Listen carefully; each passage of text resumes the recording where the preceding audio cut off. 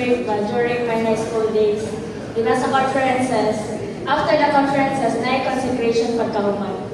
And then, katong time, nag-consecrate na po ko, kaya nag-consecrate naman ako ng mga white grade. Sila-sila lang ba? Pero, pag abot ng college, nawala ang akong church life. Wala ko church life even once. And then, pero pag guman akong college, yan ang brother na mo-join ang full-time training. And knowing sa akong experience na walay church life, di ba sa training na requirements na Bible reading, mga magbasa o mga ministry books. And wala dyan ko anak, kaya wala ko church life. And then, ang ako ang gigong sa serving off na, gi-encourage ko niya na mo-appeal o full-time training.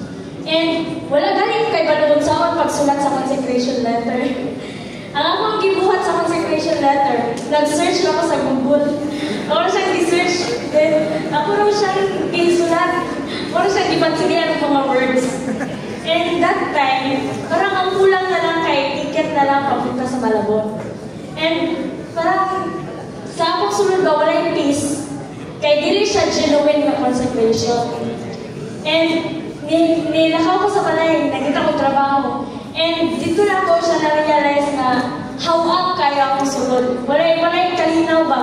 Wala yung kalinaw sa sunod. And then, niabot ang pandemic, niuli ko sa balay, niingon na parang brother na, in-open sa full-time training, mag-join ka. Pero niingon ko nga, pwede sa PTO lang sa, wala pag yung plano magmalabon, PTO lang sa. Then, ni-join ko PTO. And then, sa PTO, during that training, dito na ko na-realize ba na my future is big, my destiny is Christ, Christ is everything. This one sentence is my turning point. That's why I consecrate myself to the Lord genuinely. This time, I know how to write the consecration letter.